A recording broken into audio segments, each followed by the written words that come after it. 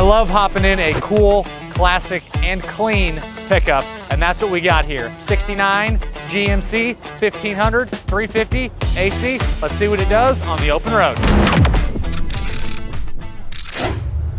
All right, we got a Friday morning and some overcast here at PC Classic Cars in Sherman, Texas, but that is all right.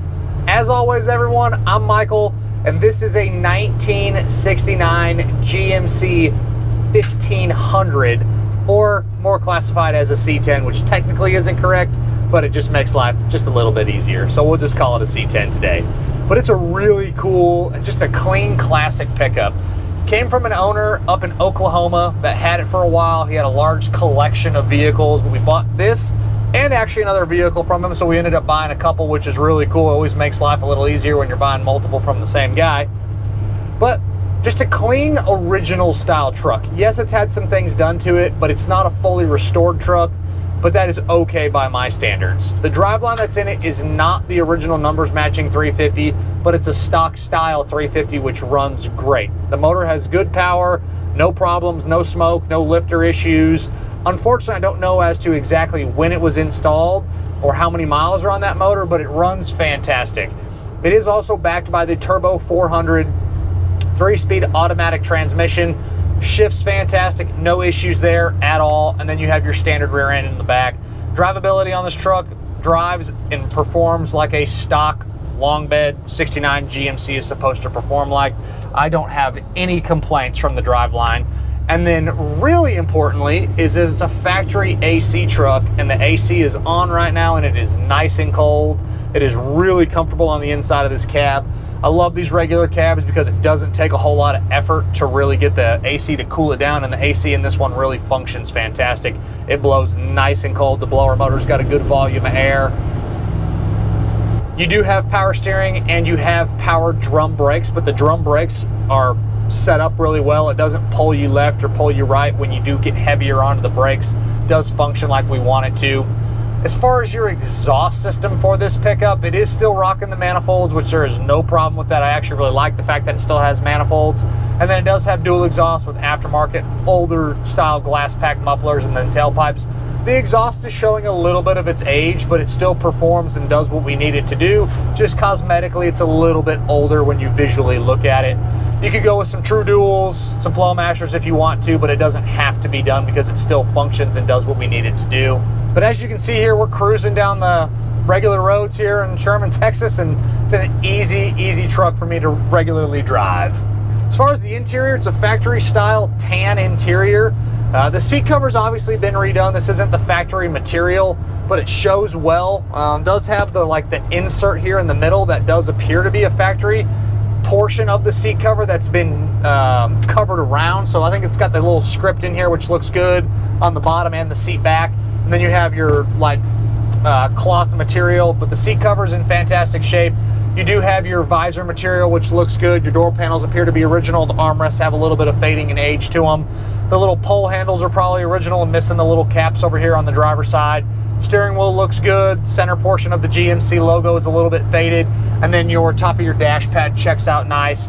Gauges are clear and easy to read. You do have an aftermarket retro style stereo. And then you have your glove box, which opens and closes properly. And you have your very important SPID decal sitting there in the glove box, which is always a really nice thing to find these trucks with the original SPID decal. And this was a factory olive exterior truck, which we'll talk about here in just a minute. You do still have the rubber floor mat, which is again showing its age because it's from 1969. So the rubber floor mat is a little bit older, but that's kind of a to each their own. If you wanted to add some carpet or change the floor mats to something different, you could, but really minor stuff there. You do also have a retro style stereo, if I didn't mention that, which functions properly, and you got some little speakers up under the dash there on the left and the right side.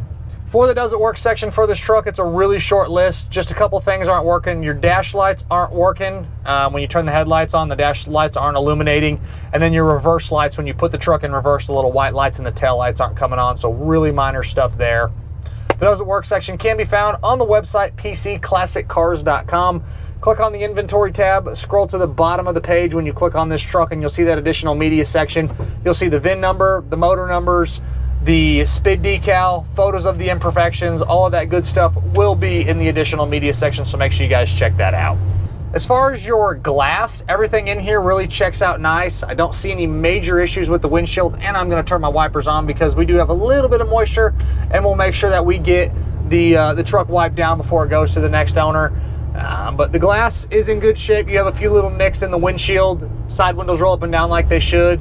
And then you do have your sliding back glass, which is always a nice option on these. So if you do want to open that and get a little fresh air in here with your other windows down, that's always a nice bonus. Your vent windows are nice and tight with no major issues there.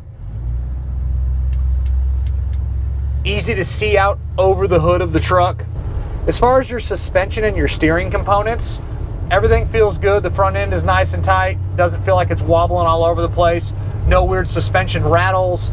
Nothing beating me to death. It is a good stock style driving pickup. And then same thing when you hit the brakes. It is drum brakes, so you do have to push the pedal a little bit harder, but it is power, so that does help. But it is not a hard truck to get to stop when you need it to. On the exterior, the truck has been repainted. I don't know as to when it was repainted, and the paint is older on this truck. It's got some splits in the paint, specifically on the tailgate in the back. You have some other little touch-ups, some little faded spots here and there. All just minor age-related stuff. Nothing that's really scaring me away, just not a restored truck. Some of the other spots you're gonna find is in the drip rail moldings on the roof. The factory seam sail in there has got some little cracks in it, little spots here and there. You have some imperfections down low, some little touch-ups, little things, but nothing that's major, again, at all. For a truck that I wouldn't, again, say is restored, it's more of an original style truck that's had some paint work over the years. It still represents fantastic. You have your stock style wheels. You have the nice white lined tires, which are brand new on this truck. And then you have the really cool emblems. One of the coolest things I think on this truck that the GMC's had is it's a 1500, but the emblem itself has the letter V and then dash, and then it says 8. I always thought that those emblems were really cool on this truck. The side trim checks out nice with just a few little dings here and there. All of these flaws can be found on the website pcclassiccars.com in that additional media section, so make sure you guys check that out.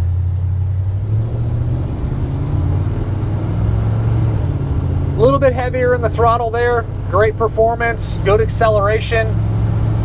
No real issues that I would note. It's a good running and driving truck. That turn signal switch is nice and tight, does exactly what we want it to do. And again, coming up to a red light here, getting heavier into the brakes, the truck stops nice. If I'm gonna do anything, I'd probably upgrade the exhaust to some Flowmasters like I mentioned earlier, and I would do a disc brake conversion on the front. Other than that, I mean, I don't really have a whole lot of complaints on this one as far as the drivability goes. And the disc brakes, again, don't have to be done. The drums do stop the truck nice.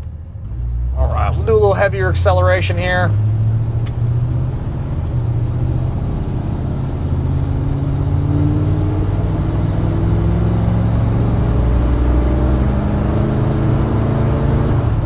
Yeah, really strong performance from that 350. That turbo 400 shifts nice. I'm impressed with the drivability of this truck. It really performs well out on the regular driving like we're doing here today. As far as the underneath goes, the inner rockers, the floors, the bottom side of the cab, and the bottom side of the bed all check out nice. There's a couple really small isolated spots on the cab, on the floor brace. It's got a few little spots there. Underneath the battery from the underneath, there's a couple small little spots of like little rust starting. Just little things here and there, but overall, as a whole, the underside of this truck is really nice and solid. Nothing, again, that I would even worry about messing with. If someone cared to fix the couple little spots, you could. And we are getting a little bit of rain here today, which we got working wipers, which is nice. And again, I promise that we'll get this thing re-wiped down and we'll make it nice and clean before it leaves. Can't help when the rain starts, but we got to make do with what we got, right? I don't get to do a whole lot of test drive videos in the rain. It's not what I like to do, but sometimes you get caught out in the rain. And today is one of those days where we got caught out in the rain and we're gonna make the best of it. This is a really cool truck, y'all. I love getting these long bed trucks. They actually drive better than the short beds. I know the short beds are super popular and I love short bed trucks too, but these long bed trucks, they drive so nice. I would feel very comfortable driving this thing regularly. The mechanicals feel spot on. The air is nice and cold. I'm really having a good time and really enjoying driving this truck. Yes, you have your little cosmetic things because the paint is older. You got some little flaking spots on the inside lower corners of the doors. You do have a few other little isolated spots cosmetically, but it's all just minor stuff. It is a great pickup to hop in and drive. And you know what? I could turn left right now and go back to the shop, but I'm having such a good time enjoying driving this truck that I'm gonna keep going. We're gonna make the marketing guys follow me around a little bit more. We'll go take it down a bumpy road for y'all, test out the suspension a little bit more. Really like to put these vehicles through their paces so you really know what you're getting. And again, I'm just having a really good time driving this truck, so we're gonna keep going a little bit. A couple other things I didn't mention. Inside the bed in the back, you do have a few little dings in the bed, but overall the bed floor is in nice shape. Both of your doors open and close properly. Same thing with your tailgate in the back. That opens and closes properly. You have the nice little tailgate cap on the back. Tops of the bed rails do have some little imperfections in the paint, but nothing that's major at all. I gotta turn the AC down, I'm freezing. Good oil pressure now that we're warmed up. Fuel gauge is working properly. Speedo, temperature, voltage gauge, all of that does check out nice. We're gonna go ahead and flip a UE. Do a little bit of another pull here.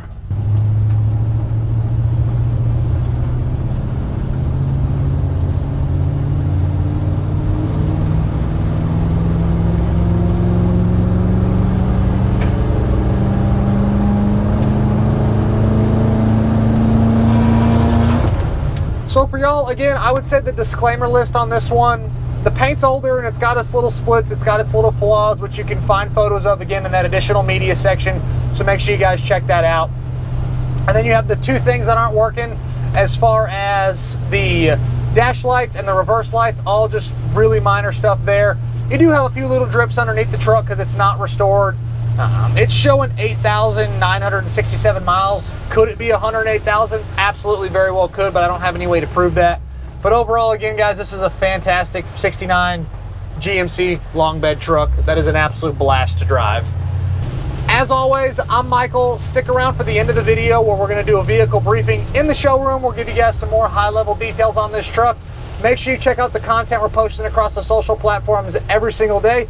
Check out that additional media section on the website, pcclassiccars.com, and we'll catch you guys in the showroom in just a second.